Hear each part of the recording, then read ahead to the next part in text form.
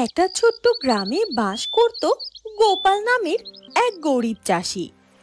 মা এবং মামরা ছোট মেয়েকে নিয়ে তিনজনের সংসার তার।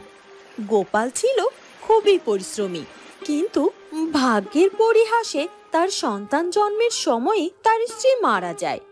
এরপর তার দিন কাটতো দিন এনে দিন খাওয়ার মতো।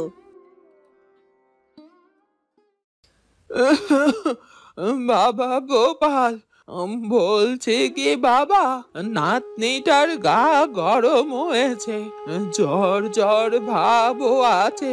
যদি পারিস বাড়িতে ফেরার সময় ওর জন্য একটু বাজার থেকে ওষুধ নিয়ে আসিস বাবা।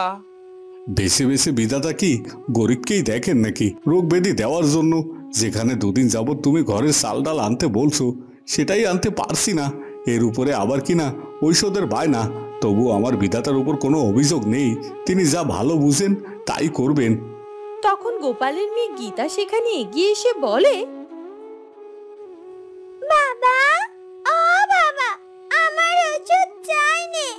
আমি আর তোমার কাছে খেলনার জন্য কোনোদিনও কোনো বায়নাও করব না।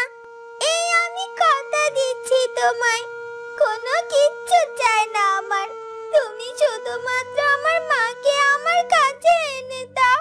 আমার খেলার সাথীদের কাছে শুনেছি ছোট বাচ্চাদের অসুখ হলে মায়েরা নাকি অনেক আদর করে, মাথায় হাত বুলিয়ে ঘুম পাড়িয়ে দেয়, অনেক যত্ন করে। তবে আমি কেন মায়ের যত্ন পাই না বাবা? আমার মা কি আর কোনোদিনও আমার কাছে আসবে না? না, আসবে না মা। এই এক কথা তোমাকে আমি আর কতবার বোঝাবো? তোমার মা চিরকালের মতো তোমাকে আর আমাদেরকে ছেড়ে চলে গেছেন ওই দূর আকাশের তারা হয়ে। দিদি ভাই, এসব কথা বলে বাবাকে আর কষ্ট দিস না। যা যা, এখন তুই ঘরে যা তো। আর গোপাল, তুইও যা বাবা, তোর কাজে যা। এরপর গোপাল তার কাজে বেরিয়ে পড়ে। গোপাল চাষি অনেক কষ্ট দুঃখ করে তার জীবন পার করত। অনেক খাটাখাটনি করে কাজ করার পরেও সে তার পারিশ্রমিকটা ঠিকঠাক মতো পেত না। যখন তার পকেটে এক আনা করিও অবশিষ্ট না থাকতো, তখনও সে রাগ বা হতাশার পরিবর্তে শান্তভাবে মন দিয়ে কাজ করত। কর্তাবাবু, আমায় আর একটু পয়সা বাড়িয়ে দিন না। আমি তো আমার শরীরের সবটুকু উজাড় করে দিয়ে পরিশ্রম করি, পরের জমিতে কাজ করি বলে কখনো কাজে ফাঁকি দেই না, সেটা তো আপনারা সবাই জানেন। তাহলে আমায় পারিশ্রমিক দেওয়ার জন্য কেন এমন করছেন? মা মরা মেয়ে আর বৃদ্ধ মা নিয়ে সংসার চালাতে যে আমি হিমশিম খাচ্ছি, তার উপর মেয়েটার অসুখ করেছে, তার ওষুধের যোগানটুকুও তো দিতে পারছি না। আমায় যদি আর দুটো পয়সা বাড়িয়ে দিতেন তাহলে যে অনেক উপকৃত হতাম, সারা জীবন আপনার প্রতি কৃতজ্ঞ থাকতাম। ভারী এলেন আমায় কৃতজ্ঞতা বোধ জানাতে। না না, দরকার নেই এসবের। আর আমি কোনো পয়সা বাড়িয়ে দিতে পারবো না। যে পয়সা দিয়েছি এতে যদি কাজ করতে পারো তো করবে, নইলে এসো তুমি বাপু। কাল থেকে আর আমার মাঠে কাজ করার দরকার নেই। ভাত সরালে কাকের অভাব হবে না। তোমার মতো এমন চাষি আমি কত পেয়ে যাব। না না কর্তাবাবু, আমার কাছ থেকে সারাবেন না। ঠিক আছে, আমি পয়সার বিনিময়ে কাজ করব। এভাবে অবহেলা অবজ্ঞায় গোপাল চাষের দিন কেটে যায়। একদিন গোপাল কৃষিকাজ করতে গিয়ে মাঠে হঠাৎ এক অদ্ভুত জিনিস দেখতে পায়। মাটির মধ্যে কিছু একটা চকচক করছিল, যেন সোনার মতো। মাঠের জমিতে ওটা কি পড়ে আছে? সোনার বা হীরের মতন চকচক করছে, দেখি তো গিয়ে। সে হাত দিয়ে সেটিকে মাটি থেকে তুলে দেখতে পেল সেটা একটা অসম্ভব সুন্দর হীরের আংটি, এবং এর মধ্যে ছোট্ট একটা নীল রত্ন বসানো। আরে, এটা তো দেখে সত্যি সত্যি কোনো হীরের আংটি বলে মনে হচ্ছে। সোনার উপরে হীরের খোদাই করে বসানো, নিশ্চয়ই অনেক দামি হবে এটা। গোপাল প্রথমে অবাক হয়েছিল, তারপর হীরের আংটি দেখে তার মনে অদ্ভুত অনুভূতি জাগলো। তখনই তার চিন্তা ভাবনা বদলে গেল।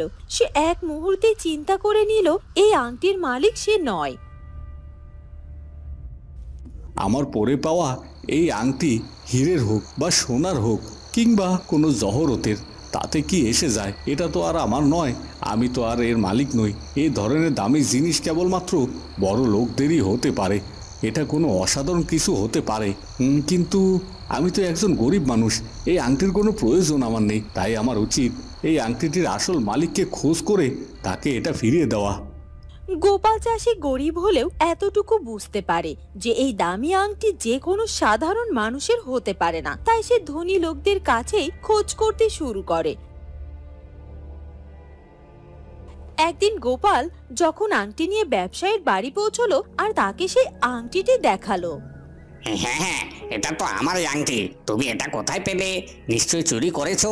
দাও, এক্ষুনি লোকজন দিয়ে তোমায় শাস্তি পাওয়ার ব্যবস্থা করছি। শুনেছিলাম মানুষের অভাবে নাকি স্বভাব নষ্ট হয়, অভাবে পড়ে মানুষ চুরি করে, কিন্তু আপনাদের মতো ধনীদের মধ্যেও যে এমন চোর লুকিয়ে থাকে তা আজ নিজের চোখে দেখে নিলাম। হ্যাঁ হ্যাঁ, আপনি লোকজন ডাকুন, আমি প্রমাণ করে দিব কে এখানে আসল চোর। আসলে আমি যে মূল্যবান আংটিটি পেয়েছি এটা সেটা নয়, এটা তো 2 পয়সা দামের একটি আংটি, যেটা দিয়ে আমি আগে আপনাকে পরীক্ষা করে দেখছিলাম। আর এটাকে আপনি দামি আংটি বলে লোভে পড়ে নিজের বলে দাবি করে নিলেন। ডাকুন, এবার লোকজন ডাকুন। এরপর ধনী লোকটির চোখ মুখ শুকিয়ে যায় এবং সে আর কোনো কথা না বলে তার ঘরের ভেতরে চলে যায়। তারপর গোপাল সেখান থেকে বেরিয়ে আসে। এক পর্যায়ে গোপাল বুঝতে পারে এভাবে সেই আংটির মালিককে খুঁজে পাওয়া সম্ভব নয়। তবে কি এই আংটিটি আমি আমার নিজের কাছেই রেখে দেব, নাকি এটা বিক্রি করে নিজের সাংসারিক অভাব দূর করব? না না, এটা তো লোভ হয়ে যাবে। এমন অসৎ কাজ আমার দ্বারা কখনোই সম্ভব নয়। দূর, তার চেয়ে বরং এই আংটিটি আমি নদীর জলে ফেলে দিয়ে আসি। একেই আমার নুন আনতে পান্তা ফুরোয়, সংসারও অনেক ঝামেলা, তার উপরে এই আংটিটির পেছনে সময় দিয়ে 2 দিন যাবত আমি তেমন কাজ করতে পারিনি। তাই এটাকে আজ আমি নদীর জলে ভাসিয়ে দেব। এটা যার ভাগ্যে আছে সেখানে গিয়ে পড়বে। এরপর গোপাল সে হীরের আংটি হাতে করে নদীর ধারে যায়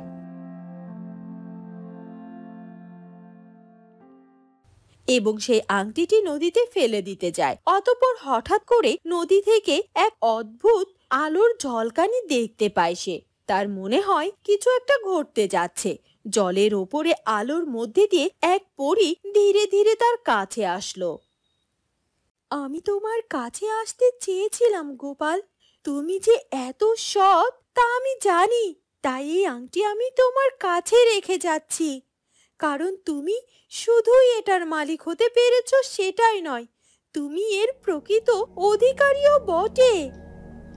গোপাল বড্ড ভয় পেয়ে যায়। তুমি কে?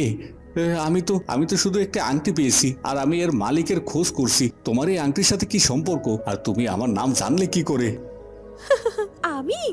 আমি তোমার স্ত্রী, যে মারা গিয়েছিল অনেক বছর আগে।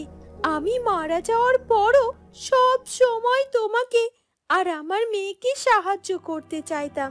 আমার মৃত্যু হয়েছিল এক দুর্ঘটনায়। সন্তান জন্ম দেওয়ার সময় আমার মৃত্যু হয়, কিন্তু তাতে তো আমার কোনো দোষ ছিল না। তাই বিধাতা আমার মৃত্যুর পরের জীবনে আমাকে পরী বানিয়ে দিয়েছে, আর আমি মৃত্যুর পর পরী হয়ে তোমাকে সাহায্য করতে এসেছি। আর এই আংটিটি তোমার, আর আমি চাই তুমি এটা নাও আর তোমার জীবনের অভাবগুলো দূর করো। সাথে আমার মেয়েটাকেও অভাব থেকে সরিয়ে আনো, ওকে আর কষ্ট পেতে দিও না। গোপাল স্তম্ভিত হয়ে পরীর দিকে ভালোভাবে তাকালো আর তার চোখ থেকে জল বেরিয়ে এলো। তুমি কি বলছো? তুমি আমার বউ ছিলে? গৌরী? তার মানে তুমি তো আমার গৌরী। হ্যাঁ, এই যে আমার পরম সৌভাগ্য, আমি তোমার সাথে কথা বলতে পারছি। না না, আমার এই হীরের আংটিটি চাই না, তুমি এটাকে তোমার কাছেই রেখে দাও। এই যে তোমার সাথে কথা বলেছি, এটাই যে অনেক আমার কাছে। হ্যাঁ, আমি তোমার বউ গৌরী গো। আমার মৃত্যু হয়েছিল, কিন্তু আমি তোমাকে এবং তোমার মেয়েকে সাহায্য করতে এসেছি, আর সেই সাহায্যের মাধ্যমে এই হীরের আংটিটি তোমাকে আমি দিয়েছি। এটা তুমি ফিরিয়ে দিও না। বেশ, তোমার কথাই রইলো, এটাকে আমি ফিরিয়ে দেব না। তবে এটাকে যে আমি বিক্রি করতেও পারবো না। তোমার দেওয়ার উপহার কি করে আমি আমার হাত ছাড়া করি বলো? পরে গভীরভাবে তাকিয়ে বলল, হ্যাঁ গোপাল, তোমার সৎ মনোভাব আমাকে অনুপ্রাণিত করেছে, মুগ্ধ করেছে। তাই আমি চাই তুমি যেন কখনো অভাব বা দুর্দশায় না পড়ো। এই আংটিটার সঠিক ব্যবহার আমি তোমাকে বলে দিচ্ছি। এই আংটিটি তোমাকে ধনী করবে না, কিন্তু তোমার জীবন যাত্রা সহজ করে দেবে। আর তাই তো তুমি এই আংটিটা কখনোই বিক্রি করবে না। এটা তুমি তোমার কাছেই রেখে দেবে, তবে শুধুমাত্র তোমার অভাবের সময় অভাব দূর করার জন্য। ঠিক যতটুকু প্রয়োজন ততটুকু এই আংটির কাছ থেকে চেয়ে নেবে, আর যতটুকু তুমি চাইবে ঠিক ততটুকুই পেয়ে যাবে। বেশ, তুমি যেভাবে বললে আমি সেই মতোই করব সবকিছু। তবে আমার শেষ একটা ইচ্ছে পূরণ করবে। তুমি চলে যাওয়ার পর থেকে তোমার মেয়েকে তো আমি মায়ের আদর ভালোবাসা দিতে পারিনি, তাই একটিবারের জন্য হলেও মেয়েটার সাথে দেখা করবে। ঠিক আছে, তাহলে কাল তুমি মেয়েকে এখানে নিয়ে এসো। এরপর সেদিনের মতো পরি বিদায় নেয়, আর গোপালও বাড়ি ফিরে যায়। বাড়ি ফিরে গিয়ে মা এবং মেয়েকে সবকিছু খুলে বলে। আর তার পরদিন গোপাল তার মেয়েকে নিয়ে সেই নদীর পাড়ে আসে। দেখো গৌরী, তোমার দেয়া হীরের আংটিটি ঠিক তোমার মেয়েকে তার হাতে আমি পরিয়ে রেখেছি। ওর হাতেই বেশ মানিয়েছে এটা। মা, তুমি আমার মা? দূর পাগলি মেয়ে, কাঁদছিস কেন? এখন তো কান্নাকাটির সময় নয়। ওই যে ওই আংটিটা দেখতে পাচ্ছিস, যখন তোর আমার কথা মনে পড়বে ওই আংটিটির সাথে কথা বলিস। ওটার মাধ্যমে আমি তোর সাথে সব সময় থাকবো আর তোর সাথে কথা বলবো মা। আর ওটার জন্যই তো তোর আর তোর বাবার জীবনে আর কখনো কোনো দুঃখ আসবে না, দেখে নিস। অবশেষে গোপাল বুঝতে পারলো এই পড়ে পাওয়া হীরের আংটিটি শুধুমাত্র কোনো অমূল্য উপহারই নয়, সেই আংটিটি তার জীবনটাই বদলে দিয়েছে।